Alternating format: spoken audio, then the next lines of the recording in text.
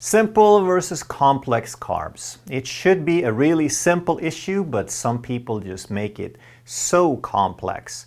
So there's sugar and there's starch and there's fibers and there's complex carbs. So who do you listen to?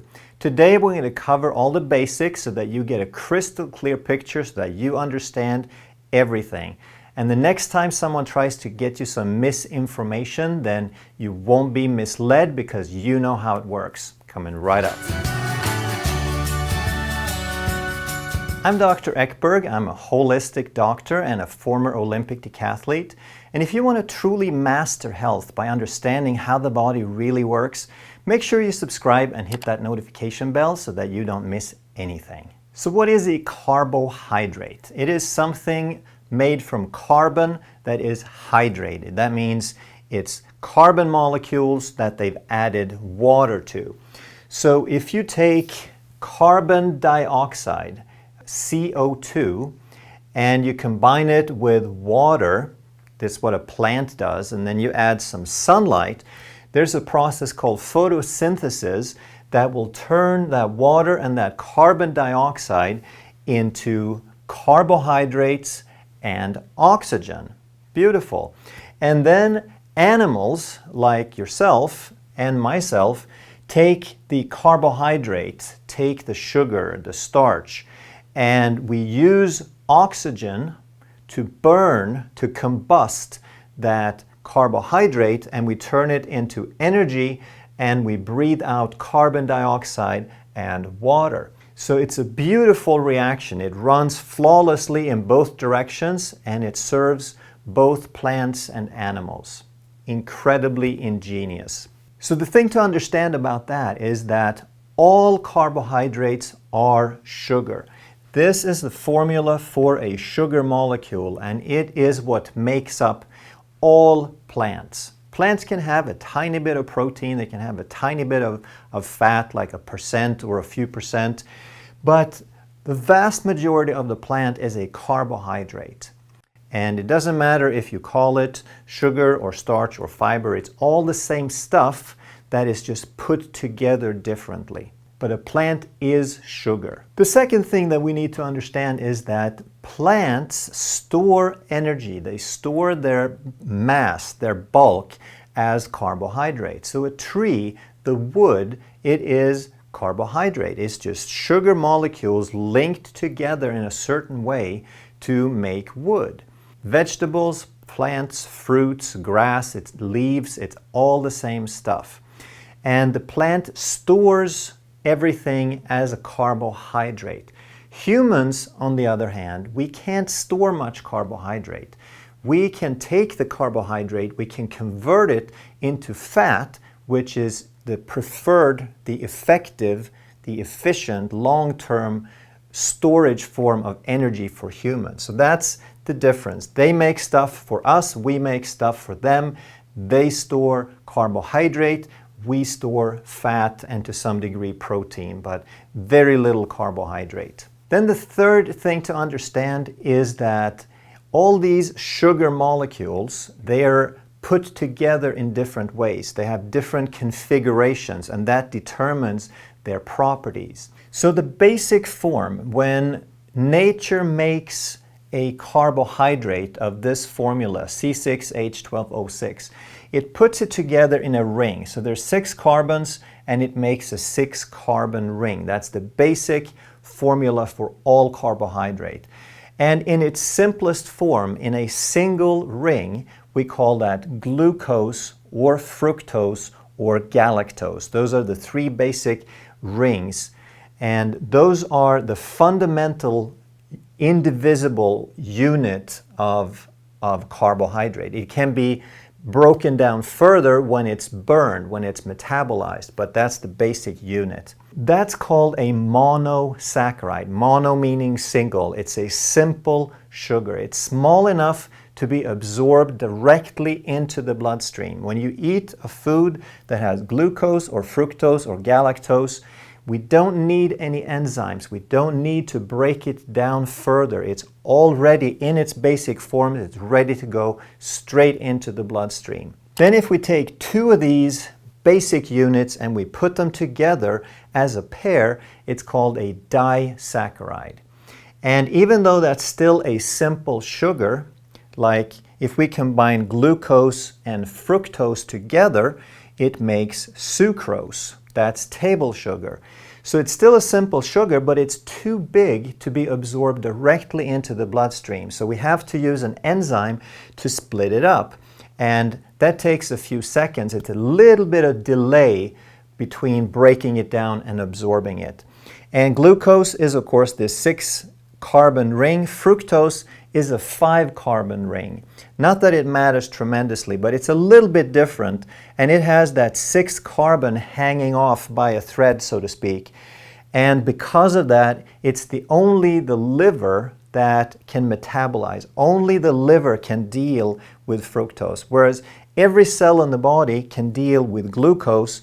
Only the liver can deal with fructose, and we've talked about the ramifications of that in other videos like fatty liver and insulin resistance and so forth. So you can look up videos on those topics. As mammals, the first thing we were exposed to was lactose. That's in milk, in mother's milk.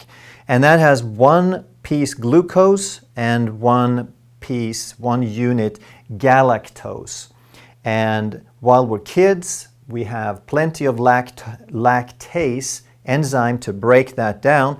As we age, especially certain populations, like Asians, tend to lose their ability to break down that lactose very efficiently. They can do well with yogurt because that already has some of those enzymes in there. If we have 2 glucose molecules side by side, we take 2 of the same thing and just hook them together, it's called maltose.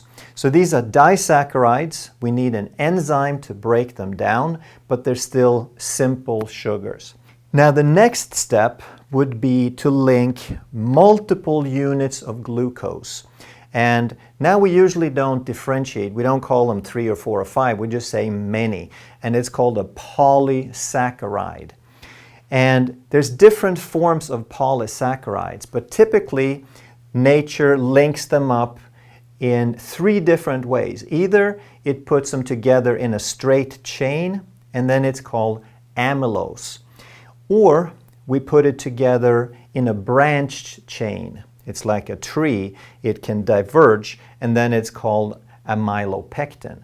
Most of the bulk of starch is amylopectin. So amylose and amylopectin is starch. Most of it occurs in the form of amylopectin, a little bit in the form of amylose. And at first it looks like the amylose would be simpler, that it would be faster to break down because you can just chop off these things one by one. But it turns out that amylopectin is the one that's easier to chop up. That because it's branched, it has a larger surface area. It's not as tightly packed. And when the body goes to break it up, the amylopectin gets chopped off very, very quickly. The third way is to link the same glucose molecules, the same basic 6-carbon ring, but if we twist it around, instead of putting them side by side, we twist one of them, then it's called a beta link. And that's the 4th thing to understand, that we can link them together in different units, different numbers of units, but then there's 2 different bonds, 2 different links. If it's called an alpha link, if it's side by side, then humans have the enzyme to break it down. It's called amylase. And then it becomes food, and starches are food. If it's twisted, then it's called a beta link, and humans do not have the enzymes to break it down. Most mammals can't consume fiber, can't metabolize fiber. Some animals like cows can do it indirectly because they have 4 stomachs that are host to specific bacteria that can break down this beta link. So that's why they can eat grass and sawdust and things like that and turn it into energy. So fiber can be broken down by bacteria because it has a beta link. Fiber cannot be broken down by humans.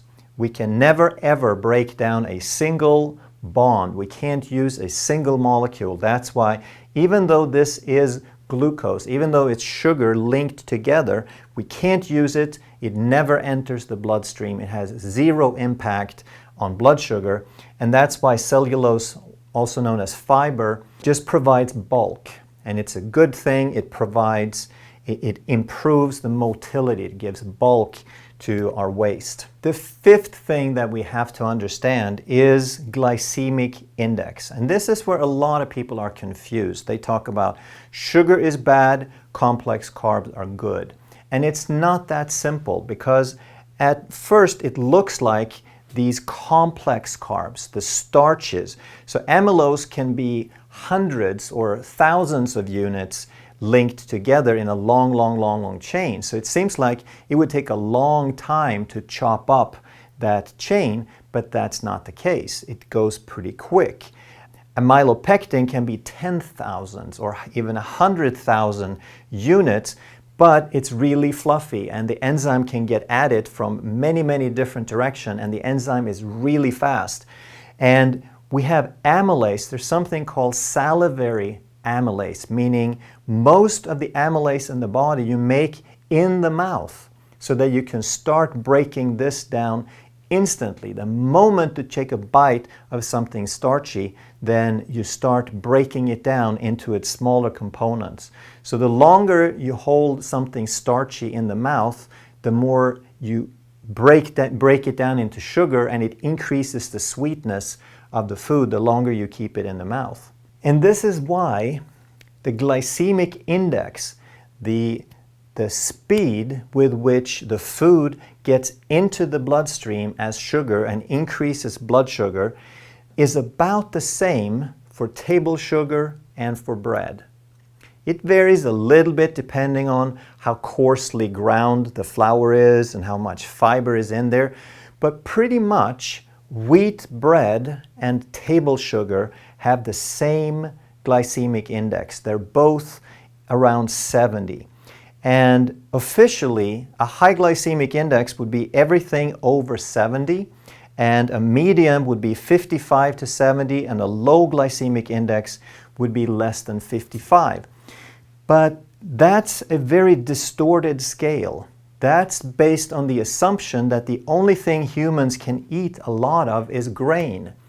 That's based on the food pyramid, that we have to eat 8 to 11 servings of grain and starches every day. But of course, that's why we have this diabetes and obesity epidemic. The scale should not be below 55.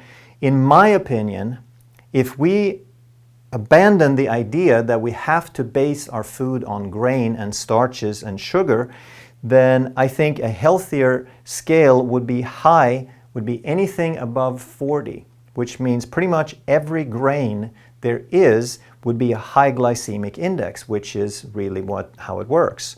A low glycemic index would be something below 10.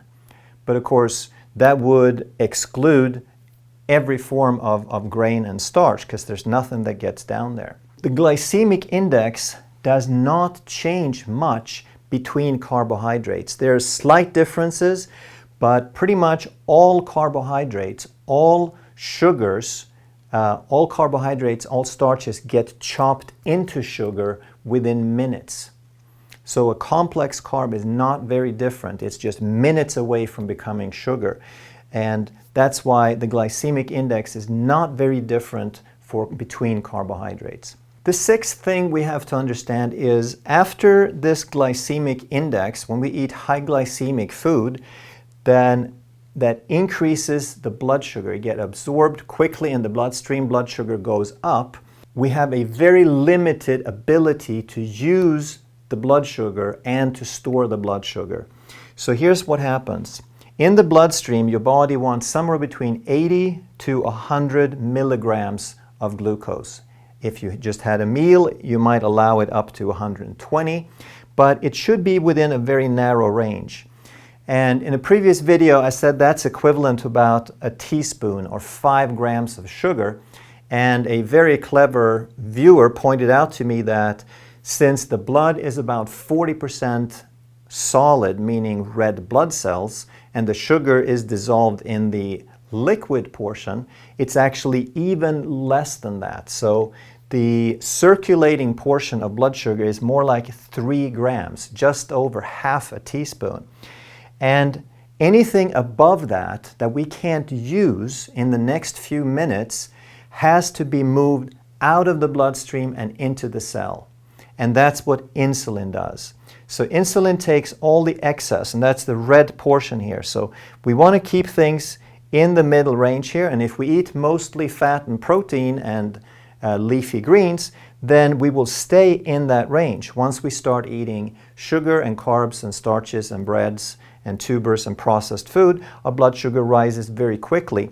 Anything above that level is an emergency. It is toxic to the body. The body will ring its alarm bells, and it will start to get rid. It will do everything it can to get that blood sugar out of the blood and into the cells. And now the cells are happy to take some of it, but it can only take so much. And if we ate once or twice a day, then we could put some of the carbohydrates in storage. We can store it as glycogen, and then when we don't eat for a while, if we don't eat for a half a day or even 2, then we will pull out the glycogen again and use it, and we get ready for the next meal. But ever since humans discovered grain, started cultivating grain, and started making it available at all times of the day, and humans started eating 3 times a day with snacks on top, now we push the blood sugar into the cell, and the cell can use some of it, but before it had a chance to use it up and to burn through that glycogen, here comes another batch. And when we eat 3 to 6 times a day, the cell never has a chance, and it starts to get too much, and the only thing it can do at this point is to convert that glycogen into fat. That's what insulin does. It's a storage hormone. And like I said, plants they store everything as carbohydrate. Humans can't do that. We can burn carbohydrates, but we can only store fat. And if we eat carbohydrates too frequently, then we have to convert the excess to fat, and we never get a chance to retrieve it. We never get a chance to use it for energy because there's always more stuff coming. And the 7th fact you need to know is have a rough idea of what foods have carbohydrates. So based on what we talked about, you already understand that animal foods, because animals can't store carbohydrate, if you eat animals' food, you're not getting any carbohydrates. Fat and meat, oils, even if they're plant oils like avocado oil or coconut oil or extra virgin olive oil, they only have the fat portion, so there's no carbohydrate in that. But meat and fatty meat and organ meats, they have, and cheese, they are naturally free of carbohydrates. Then there's things that are low in carbohydrates, and those are things like dairy. Milk, if you drink a lot of milk, that has quite a bit of lactose, but if you just have like a half a cup or a cup, then it's still considered a low carbohydrate. Non-starchy vegetables are very, very good because they have no starch. The plant, the leafy green, it's still a plant. It's still almost 100% carbohydrate, but it only has like 1 or 2% of glucose, fructose, and sucrose in it. That's why it doesn't taste very sweet. If you juice it, it tastes a little bit sweet. That's the sugar in there. But most of what the plant is fiber. Leafy greens are mostly fiber. And therefore, you're only getting a trickle of sugar. You could eat a mountain of green leafy vegetables and only get like a teaspoon of sugar. So there's a very small amount and it's absorbed very, very slowly. In the medium carb category, we have things like fruit. Fruit tastes sweet, so it has more sugar than leafy greens and non-starchy vegetables. And berries like raspberry, blueberry, strawberry, blackberry, they are lower in sugar, whereas tropical fruits like banana and pineapple and mango are higher in sugar. And then we have all the high carbohydrate foods. Those are things like grains and tubers, potato, sweet potato, rutabaga, etc. And any food that has been processed to remove fiber and to concentrate the sugar. So these are foods that the majority of the food is starch or sugar. And like we said, it makes really very little difference if it's pure sugar or pure starch, because the starch is only minutes away from being chopped into sugar. And now we know that it's all the same stuff. It's all just little rings of sugar that can be hooked up in sets of 2 or 3 or 5 or 10,000, but the end result is the same. It's all sugar. And the more frequently you eat, the less of it you can tolerate, because you tend to increase blood sugar, you store it, and you never get a chance to burn through it. If you have developed insulin resistance, now you have a lesser tolerance, so now you need to back off both on the amount of carbohydrates and the frequency of the meals. So now you know better about carbohydrates. When someone tries to tell you that table sugar doesn't have fructose in it, you know better. When someone tries to tell you that bread is okay because it's a complex carbohydrate, that pasta is good for you because it's a complex carbohydrate, now you know better. If you want to learn more about exercise and insulin resistance and diabetes and weight loss and stress, we have a whole library of videos waiting for you. And if you're new to the channel and you enjoy this kind of content where you understand the bigger picture so you can make smart decisions rather than just memorizing a list of things to do, then make sure that you subscribe and hit that notification bell so we can keep this information coming your way. I'll see you in the next video. Thanks for watching.